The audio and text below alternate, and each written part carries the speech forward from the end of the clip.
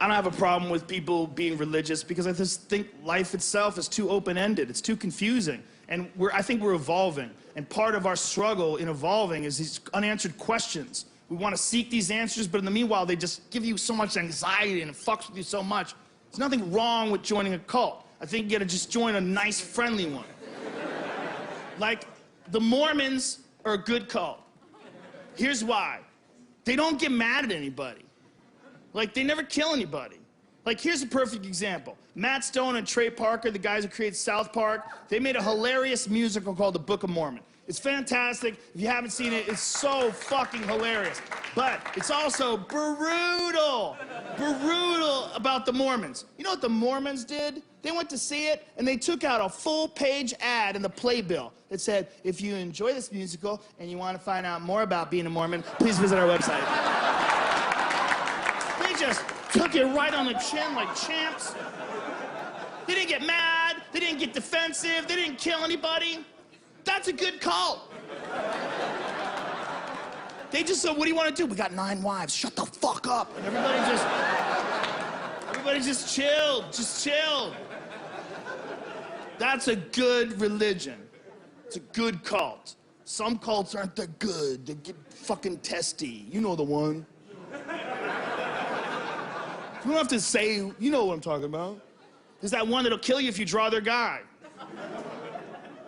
Come on, man. I can't even draw your dude. Fucking relax, bro. And this isn't just like theoretical. People have died because they made cartoons. Before the most recent Paris attacks, there was a magazine called Charlie Hebdo, and they were attacked where 11 cartoonists were killed. 11 more were wounded, and they killed a cop, too. Fucking crazy, over cartoons.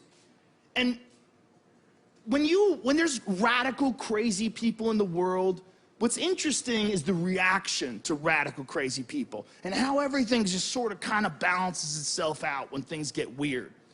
Because when these people got killed over a cartoon, the whole world was in shock. The whole world was outraged. But one of the scariest things about it was nobody wanted to print those pictures.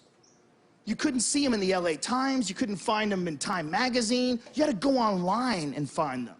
It was a dark moment for free speech because everybody's like, oh, I don't want to get killed. I don't want to show the pictures.